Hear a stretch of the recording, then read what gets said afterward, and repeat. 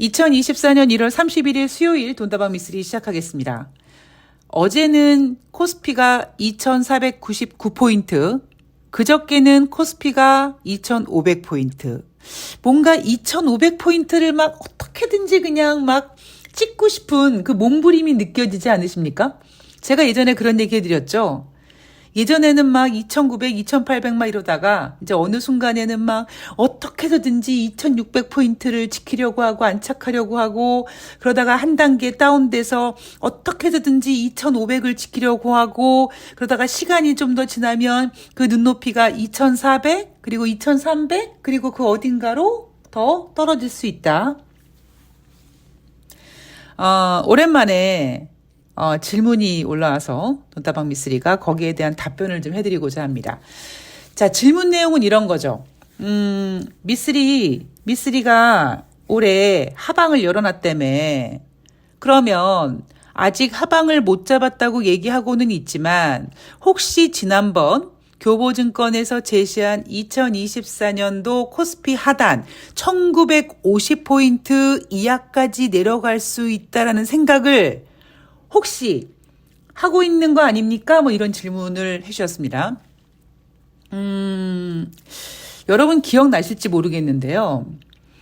그러니까 재작년 연말쯤이었죠. 그때 분위기가 썩 좋지 않았었을 때, 그때 왜 그랬냐면, 뭐, 레고랜드 사태도 있었고요. 김진태 사태라고 시작된 어떤 부동산 PF 사태도 있었고, 하여튼 그런 좀 분위기가 좋지 않았을 때, 전문가들이, 애널리스트들이 2023년도 증시를 상당히 보수적으로 보기 시작했습니다. 그래서 증권사에서 대놓고 코스피 하단을 뭐 2000 이하까지 갈 수 있다라고 내놓은 곳은 없었고요. 일부 전문가들의 의견으로 2000포인트가 깨질 수 있다. 이런 전망을 했던 사람들이 있었습니다. 그때 제가 뭐라고 얘기했냐면 감히 윤석열 따위가 대한민국 코스피 시장의 2000포인트를 깰 수 없다. 여러분, 대한민국 코스피 시장이요. 이 2000포인트가 어떻게 만들어진 건지 아십니까? 막 제가 이렇게 막 한이 서린 막 이야기를 해드리지 않았습니까? 단지 3000포인트는 우리가 너무 빨리 접했어요. 그게 코로나라는 것 때문에 너무 훅 빠졌다가 훅 올라가는 바람에 3000포인트를 아직은 때가 아닌데 어찌 보면 샴페인을 너무 미리 터뜨린 거죠. 그러다 보니까 제가 3000포인트 힘들 거예요 라고 얘기하면서 당분간은 3000포인트는 꿈도 꾸지 마십시오 라는 이야기를 해드렸었죠. 자, 그런데 올해는 제가 코스피 하단을 열어놨습니다 라고 얘기를 했습니다. 자, 그러면 진짜 미쓰리가 코스피 하단을 열어놨다고 저렇게 판을 깔아놓고 하단을 어디까지 열어놨니? 라는 질문에 대해서는 답변을 안 한다. 제가 지금 뭘 고민하고 있냐면요. 여러분 기억나시죠? 최근에 대한민국 코스피가 2000포인트가 깨졌을 때가 코로나가 시작됐을 때입니다. 그런데 그때 1940포인트 근처까지 빠졌을 때는요. 아주 빠른 시간에 훅 하고 빠졌죠. 빠른 시간에 훅 하고 빠지다 보니까 코로나라는 어떤 쇼크 때문에 전 세계가 돈을 풀고 금리를 인하하고 어떤 완화 정책을 쓰고 어떤 뭐 돈을 지급하고 이러면서 빠른 회복을 보였고요. 그러다 보니까 이제 3000포인트까지 빨리 올라가게 된 겁니다. 그 이상으로. 그때는요, 우리가 전혀 예상하지 못했던 어떤 금융의 시스템, 어떤 우리가 인간이 만들어 놓은 어떤 그런 금융에 대한 어떤 그런 것들의 부작용으로 그런 시스템이 망가져서 빠진 게 아니라 우리가 생각하지 못했던 어떤 돌발 악재가 빵 터지는 바람에 그 충격파로 훅 빠졌다가 올라갔단 말이에요. 어쩌면 그래서 그런 경험을 갖고 있는 교보증권에서 2024년도 코스피 하단을 1940인가 50까지 내려놓은 게 아니냐. 아마 교보증권이 보고 있는 것은 올해 어떤 이러한 우리가 지금 생각하고 있는 어떤 우려가 현실화돼서 시장에 충격을 주고 그 충격으로 단기적으로 확 빠질 것이다. 이런 생각을 하면서 코스피를 하단을 그렇게 내려잡은 것 같고요. 저는 생각이 좀 다릅니다. 그러니까 어떤 그러한 그 뭐 충격이 확 오기보다는 뭐라 그럴까요? 잔잔바리? 뭐 가랑비에 옷 젖듯이? 그래서 어쩌면 뭐 1950을 확 찍고 반등하고 이런 거는 코로나 때 벌어진 일이고, 그냥 아까 제가 초반에 말씀드렸던 것처럼 우리 얼마 전까지만 해도 막 2600포인트, 막 2700포인트 얘기한 거 아니었나? 그런데 지금 현실은 막 2400에 와 있고, 또 조금 있다 보면은 또 막 2300 가 있고, 가랑비에 옷 젖듯이, 나도 모르게, 막 지수가 질질질질질질 기면서, 예. 그러면서 이제 그 질질질질 기는 순간에 이제 한번 푹 빠지고, 또 반등하고 또 푹 빠지고 반등하고 그러는데 푹 빠지는 거 대비 반등폭은 좀 미미하고 이런 그림이 그려지지 않을까. 그러니까 굉장히 그러니까 굉장히 힘든 주식시장이 펼쳐질 겁니다. 그래서 대형주를 매매하시는 분들한테는 굉장히 좀 불편한. 그래서 저는 올해 뭐 삼성전자 개인들 동학개미가 삼성전자를 샀다 막 그러지 않습니까? 제가 지난번에 자료를 준비했다가 말씀을 못 드렸는데 1월 달에 삼성전자를 가장 많이 개인들이 샀다고 합니다. 제가 그거 보면서 올해 개인들 글렀구나 라고 확신을 했거든요. 저는 여러 경제 지표를 믿지만 무엇보다 확실하게 믿는 거는 인간 지표를 믿습니다. 왜? 인간 지표만큼 정확한 지표를 전 여지까지 보지 못했습니다. 그래서 아마 올해는요. 물론 뭐 저처럼 이렇게 개별 종목들을 뭐 테마주라든가 뭐 세력주라든가 이런 개별주를 매매하는 개인 투자자분들도 계시지만 그런 분들이야 뭐 이미 어느 정도 이 주식시장 바닥에서 산전수전 정도는 겪은 분들이고 그냥 빠졌으니까 사야지 삼성전자 뭐 이렇게 이런 종목들 대형 우량주를 사시는 분들 그런 종목을 매매하는 주린이 분들에게는 굉장히 고통스러운 장이 될 겁니다. 당장 오늘 1월 31일 아모레퍼시픽이 중국 시장 실적 저조로 인해서 주가가 7% 이상 크게 하락하는 모습을 보이지 않았습니까? 물론 이것도 저는 윤석열 때문이라고 생각을 하죠. 중국을 등졌기 때문에 마치 우리가 옛날에 반일 감정으로 아사히 같은 맥주를 사지 않았던 것처럼 마찬가지로 중국 국민들도 똑같은 생각을 할 거라고 생각을 합니다. 굳이 내가 왜 한국의 아모레퍼시픽을 써야 돼? 뭐 이래서 물론 중국 경제 자체가 좋지도 않지만 한편으로는 한국에 대한 약간 기분 나쁜 감정도 분명히 반영이 됐을 거라고 생각을 합니다. 그래서 여러분 생각해 보면 2년 전쯤에요. 그러니까 뭐 백신이 개발되고 중국이 이제 봉쇄되었던 도시가 다시 개방되고 이러면은 뭐 경제가 다시 좋아질 거라고 생브루스 난리 지랄 연병을 했었었는데 그런 분위기랑은 좀 사뭇 달라지고 있고 오히려 그런 기대가 있다가 좀 점점 시들어가면서 어느 정도 선에서는 약간 투자자들이 면역이 됐습니다만 작년과 올해는 분위기가 또 완판 다를 거라고 저는 생각을 합니다. 올해 주린이 분들 상당히 힘든 주식시장이 될 거예요.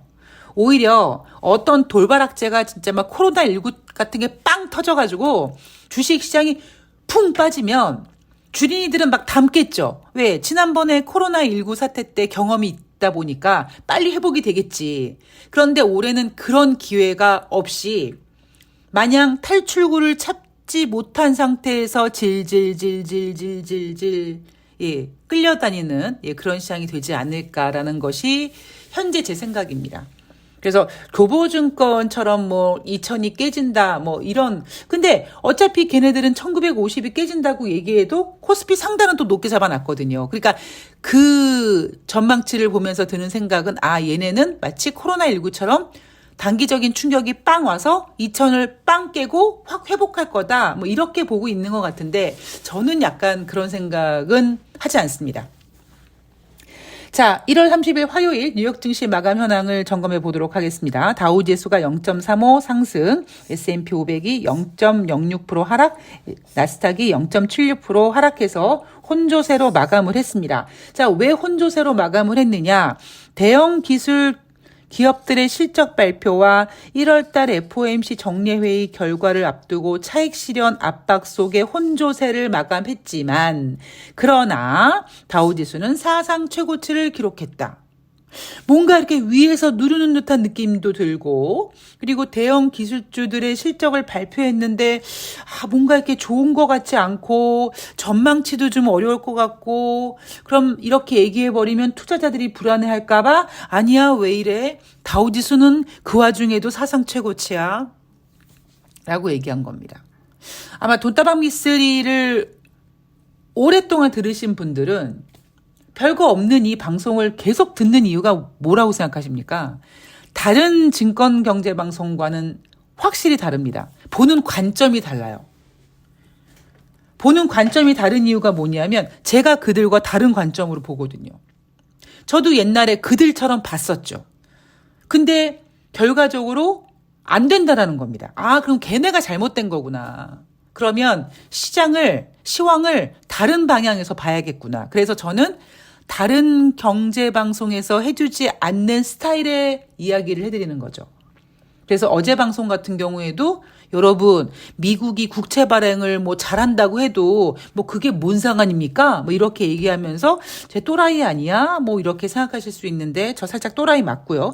자, 어쨌든 어닝 시즌에 대한 이야기를 한번 해보면 이번 주에 굵직굵직한 기업들이 실적을 발표합니다. 자, 다시 4분기 어닝 시즌에 대한 이야기는 이미 제가, 여러분 오른쪽 귀를 이렇게 만져보시면 딱지가 이렇게 앉아 있었을 거예요.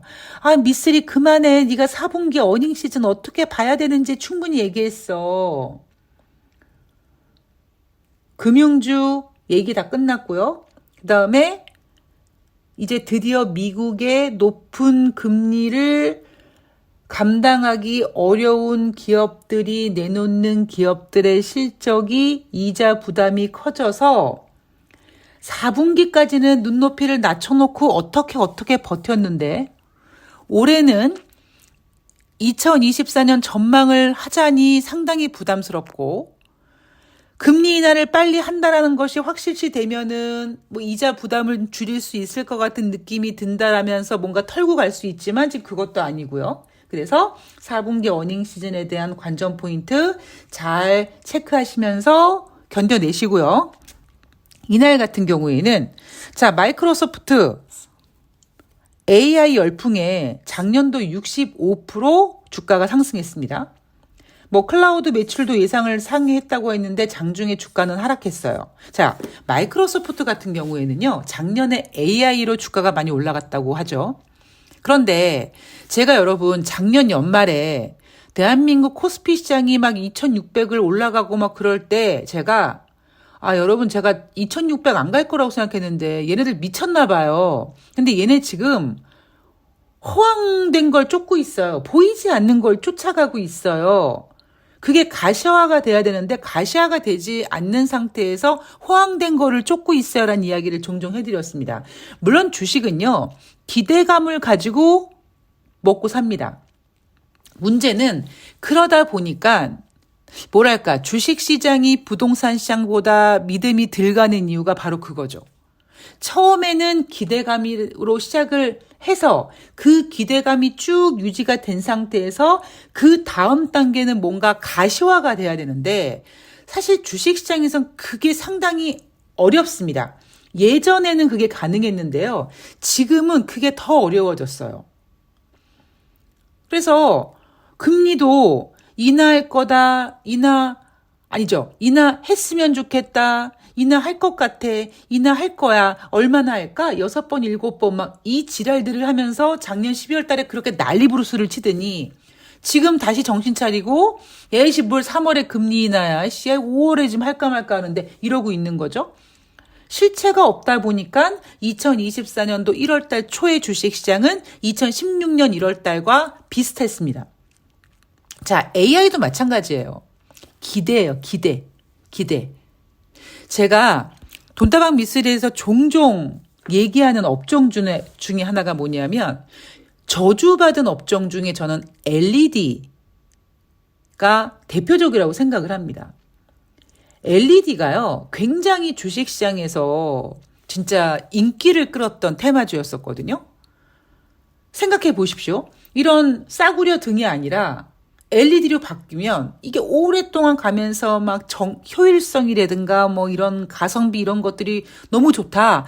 야, 그러면 막 도시 가로등부터 시작해서 모든 주택들과 모든 이 전등을 다 LED로 바꿔버리면 그냥 엄청난 기대를 뿜뿜했는데, 문제는 그게 실질적으로 가시화되려고 했는데 경제가 안 좋아졌어요. 왜냐하면 제가 예전에 돈다방 미쓰리에서 종종 말씀을 드렸는데, 저 같은 경우도요, 제가 힘들었을 때거든요. 아니, 당장 관리비도 내기 어려울 때가 있었었는데 형광등을 갈아야 되는데요, LED로 갈고 싶죠. 문제는 뭐냐면 LED가 너무 그때 비쌌단 말이에요. 뭐 예를 들면 형광등 하나가 뭐 2, 3천 원이면 LED는 10배란 말이에요. 그럼 당장 내가 경제가 안 좋고 당장 내가 소비할 여력이 없는데 그거를 뭐 장기적인 시선을 가지고 LED 사겠습니까? 당장 그냥 일단 불 켜고 살자. 싼 거 사죠? 그래서 LED가 기대를 먹고 살았는데 나중에 그게 실질적으로 가시화되기 꽤나 오랜 시간이 걸렸고요. 그 이후에 뭔가 가시화되려고 했는데 뭐가 나타나느냐 하면 OLED가 나타났습니다.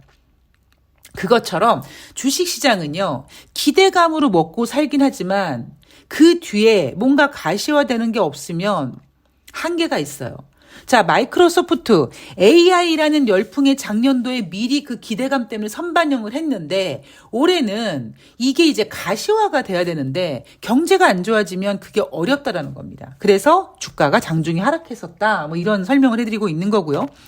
자, 알파벳도 그렇고 그다음에 뭐 GM이라든가 UPS, 화이자, 제트블루 이런 기업들이 실적 발표를 했습니다. 뭐 순이익은 예상을 상회했는데 매출이 저조했다거나 매출이 하회해서 12,000명 감원하기로 한 UPS라든가 뭐 제트블루 같은 경우에는 분기 실적이 손실을 기록했고, 특히 애플 같은 경우에는 올해 아이폰 출하량 작년 대비 12%가량 감소 추정한다고 하죠. 이게 무슨 의미입니까? 왜 작년보다 애플 판매량이 15% 적을 거라고 보겠습니까? 여러분 기억나시죠? 2024년 1월 달 초부터 뉴욕 증시가 2016년 1월 초와 마찬가지로 움직였던 이유 중에 하나가 바로 애플의 투자 의견이었습니다. 그게 뭐였어요? 보유에서 매도였었습니다. 물론 그렇게 주가가 빠지니까 후다다닥 뱅크 오브 아메리카가 다시 매수로 전환하면서 시장을 약간 이렇게 끌어올렸죠. 왜냐하면 그 이상 하락하면은 안 되니까. 이렇게 기업들은요, 4분기는 어떻게 버텼는데 눈높이를 낮춰놓든 뭐 순이익은 좋았는데 매출이 부족했는데 뭐 예쁘게 포장했지만 2024년도 올해는 만만치 않을 거라는 거죠. 자, 경제지표 보도록 하겠습니다. 제가 뭐라고 했냐면, 여러분 경제지표 중에 심리, 신뢰 이런 단어가 들어가면 주식시장과 상당히 잘 이렇게 닮아간다. 이날 발표한 1월달 소비자 신뢰지수 114.8을 기록했습니다. 3개월 연속 개선됐대요. 당연하죠. 자, 3개월이면 언제입니까? 작년 11월, 12월, 올해 1월. 모두 주식시장이 좋았고요. 특히 올해 1월달 같은 경우는 초반엔 안 좋았지만 지금 계속 사상 최고치를 찍어서 1월 30일 화요일날 주식시장이 혼조세로 마감되긴 했지만 그래도 다우지수는 사상 최고치다라고 심리를 부추기니까 당연히 소비자 신뢰지수 잘 나올 수밖에 없죠. 그리고 12월 구인 건수 전월 대비 10만가량 증가했다. 이거 몇 월 달 겁니까? 12월 달 거예요. 12월 달 여러분 연말 쇼핑 시즌 앞두고 막 소비가 늘었다고 했죠? 소비가 늘었다는 얘기는 그만큼 소비를 뭔가 서비스해 줄 수 있는 구인이 필요했던 거고, 따라서 이날 발표된 구인 건수는 12월 달 겁니다. 물론 11월 달 구인 건수도 기존의 879만 건에서 893만 건으로 소폭 상향됐습니다. 자, 이제 오늘 새벽, 그러니까 우리나라 시간으로 2월 1일 새벽에 연준은 금리 발표를 하겠죠. 1월달 FOMC 회의, 지금 예상으로는 연준은 금리를 동결할 것이고, 과연 제롬 파월 연준 의장이 3월달에 금리 인하 힌트를 줄 것이냐 안 줄 것이냐. 지금 현재 3월달 금리 동결 가능성이 58.3%고요. 금리 인하 가능성이 41.4%까지 내려왔습니다. 이 이유 중에 하나가 뭐냐면 이날 IMF에서 올해 세계 경제 연착륙 달성 가능하다. 올해 세계 경제 성장률 기존의 2.9에서 3.1%로 상향 조정했고요. 특히 미국의 경제 성장률 기존의 1.5에서 2.1%로 상향 조정했습니다. 죄송하지만 정말 허공에 삽질하는 소리를 하고 있는 거죠. 뭐 어쨌든 제가 IMF 전망에 대해서 얘네들의 전망이 얼마나 허황된 건지, 얘네 작년에 뭐라고 했는데요. 1년 전에 2023년도 안 좋을 거라고 얘기했습니다. 이 IMF라든가 이런 전망들이 얼마나 말장난인지는 제가 나중에 한번 다시 소개를 드릴 거고요. 지금 제가 드리고 싶은 말씀은 오늘 밤 제롬 파월 연준 의장이 1월달 금리를 동결하고 3월달 금리 인하 힌트를 줄 것이냐. 저는 안 줄 거라고 생각합니다. 왜냐하면 바로 이날 IMF에서 미국의 경제 성장률 전망치를 1.5에서 2.1로 상향 조정했고, 인플레이션 지표가 다시 올라가고 있고, 주식 시장이 좋아지는 바람에 소매 판매, 개인 소비 지출, 소비자 신뢰 지수, 심리 지수가 모두 지금 상승하고 있습니다. 이 상태에서 제롬 파월 연준 의장은 금리 인하 말도 못 꺼내죠. 그리고 금리 인상, 인플레이션 걱정은 좀 스럽습니다만 그래도 당장 다른 경제 지표가 부진하니까 금리 인상 얘기도 안 할 겁니다. 아마 어쩌면 제롬 파월 연준 의장은 1월 달에 금리를 동결하고 3월 달 우리가 기다리고 있는 금리 인하 힌트를 주지 않을 거라고 전 생각을 합니다. 어쩌면 거기에 대한 실망감으로 뉴욕 증시가 하락할 수 있을지 모르겠지만 그거를 또 아니야 미국은 연착륙이 가능하다는 굉장히 좋은 소식이야 라고 포장을 하겠죠. 그러나 역시 미쓰리는 3월 달에 연준이 금리를 인하할 것이다 라고 보고 있고요. 지금 1월 말이고요. 아직 2월 달 시작도 안 했습니다. 3월도 마찬가지고요. 자, 긴장감을 놓지 않으셨으면 좋겠습니다. 우리나라 시장 상당히 후집니다. 그죠? 예, 정신 번쩍 차리시고 이미 저는 2024년도 주식시장의 모든 그림을 그려놨습니다. 여러분들께서도 어떻게 빠지든 흔들림 없는 편안함을 가지고 그 흔들림 없는 편안함은 멘탈을 유지하시면서 버티시면 됩니다. 자, 오늘 하루 좋은 하루 되시고요. 저는 2월 1일, 2월의 첫날, 1월의 마지막 뉴욕 증시 가지고 찾아뵙도록 하겠습니다. 고맙습니다.